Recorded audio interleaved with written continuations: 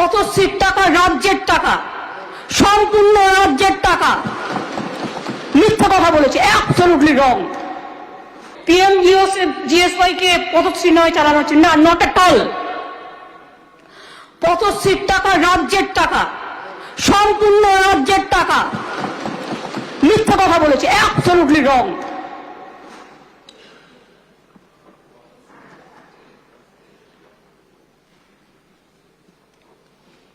এরকম কিছু কিছু বলেছে। 4টি প্ল্যানের কথা বলা হয়েছে, অথচ বরাদ্দ করেছে 100 কোটি টাকা। প্রথমে বরাদ্দ এই থাকে, আপনাদের লজ্জা করে না? বাজেটটা খুলে দেখুন না, রেলে 1 টাকা বরাদ্দ থাকে, 1 লক্ষ টাকা বরাদ্দ থাকে। ডিপার্টমেন্টটাকে বাজেটটাই তো উঠিয়ে দিলেন। বড় বড় কথা। মুড়িগঙ্গার জন্য 200 কোটি টাকা রাখা হয়েছে। প্রথম বছরে ডিপিআর করতে হবে, আর্কাইভ মানে সমস্ত আর্কিটেকচারের কাজ করতে হবে। অত বড় একটা ব্রিজ হবে, করতে তো 3 বছর লাগবে, 4 বছর লাগবে, 1000 কোটি টাকার উপর খরচ হবে। জানেন না প্রথম বছরে কতটা টাকা রাখতে হয়? ওই টাকাটা আমি যদি খরচ করতে না পারি, তাহলে ওই টাকাটা তো ফেরত যাবে, মানে আমার বাজেটেই ফেরত আসবে। এটা তো কেন্দ্রের টাকা নয়। 200 কোটি টাকা খরচা করা, it is not a easy matter. DPR করতেই 6 মাস লাগে, মনে রাখবেন। কে ডিপিআর করবে এত বড় ব্রিজে, এটা দেখা দরকার। নিউ টাউনের ফ্লাইওভার নিয়েও তাদের কত আপত্তি।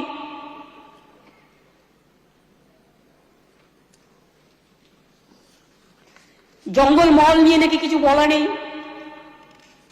টোটাল আমার SC/ST পপুলেশন সারা বাংলাতেই আছে, সারা পশ্চিমবঙ্গ নিয়ে বলা আছে। আর পশ্চিমবঙ্গটা একটা জায়গায় নয়, পশ্চিমবঙ্গের 23টা জেলা, প্রত্যেকটা স্কিম 23টা জেলায় কভার হয়, এটা জেনে রাখবেন। চা সুন্দরীদের নাকি উচ্ছেদ করা হচ্ছে, উদ্বাস্তু পাত্তা দেওয়া হচ্ছে।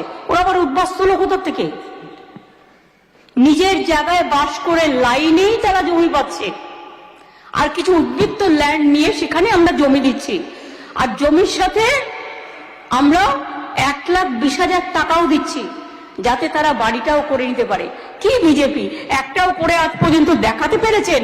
ইলেকশন আসলেই উদ্বোধন, ইলেকশন আসলে চায় বাগান হাম অধিগ্রহণ করেগা, ইলেকশন আসলে 15 লাখ রুপিয়া হাম সবকো পকেট মে দেগা। আজকে আমি শুনেছি অনেক জায়গায় আধার কার্ড বাতিল করে দিচ্ছে যাতে মানুষ ভোট না দিতে পারে। আমার কাছে অনেক MLA এবং MP কমপ্লেন করেছে।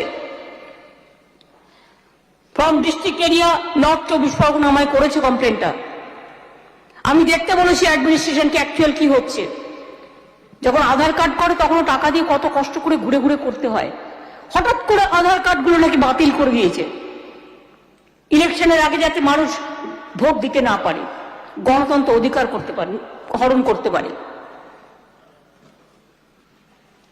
আর যারা কদিন ধরে অনেক কথা বলে যাচ্ছেন কিছু মিডিয়ার তৎপরতায়, আসল জিনিসটা না জেনেই, আপনারা জানেন জীবনে আমি কোনো অন্যায়কে কোনোদিন প্রশ্রয় দিইনি, এবং আমি ইনিশিয়েটিভ নিয়ে স্টেট কমিশন পাঠিয়েছি, আমাদের অ্যাডমিনিস্ট্রেশন পাঠিয়েছি, 17 জনকে অ্যারেস্ট করা হয়েছে। এবং আপনারা দেখেছেন যারা মুখে মাস্ক পরে পরে ছবি তুলছে, ধরাও পড়েছে বিজেপির কর্মী, কিভাবে তারা বাইরে থেকে নিয়ে এসে একটা এলাকাকে অশান্ত করার চেষ্টা করেছে।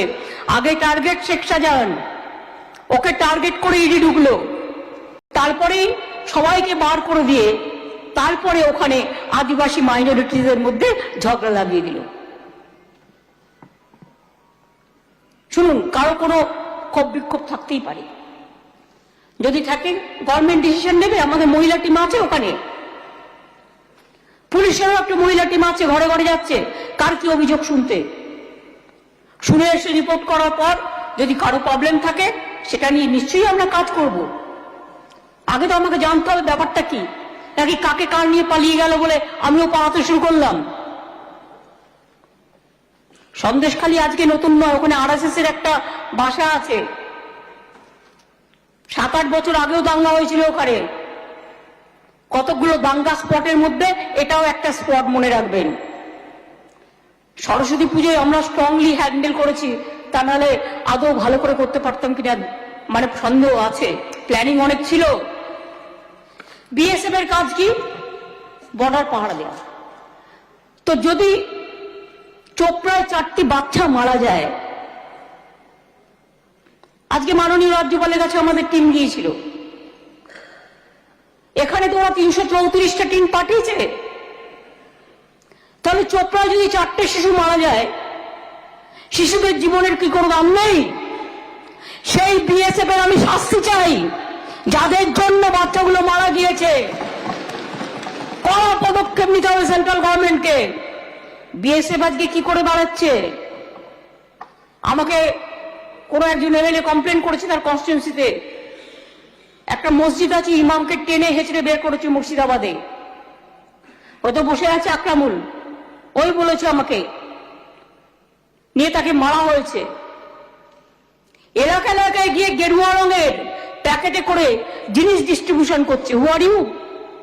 তোমার কাজ বর্ডার সিকিউরিটি, বর্ডার পাহাড় দেয়া, তোমার কাজ বিজেপির ক্যাম্প করা নয়। আমি সবার জন্য এই যে গেরুয়া কালার দেখতে পাচ্ছেন, গেরুয়া কালারের ব্যাগে করে বিজেপির ক্যাম্প করছে বিএসএফ। ভোটের আগে জিজ্ঞেস করুন এর জবাব কারা দেবে? এর জবাব কারা দেবে? আমি হাউসে বলছি, তাই with the permission of the speaker I lay down this to the house for everybody's information. This is the evidence.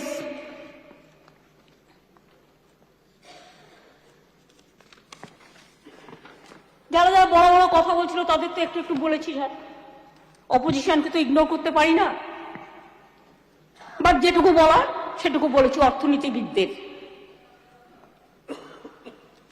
যারা কোনোদিন নিজেদেরটা দেখেন না,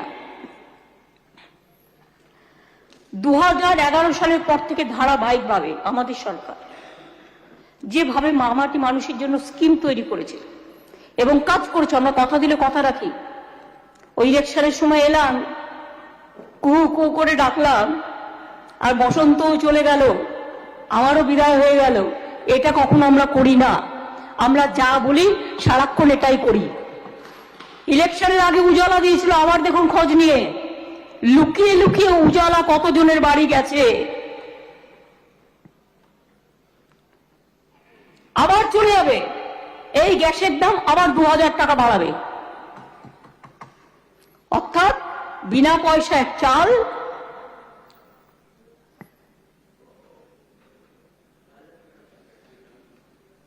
না না হাজার হাজার টাকা গ্যাসের দাম।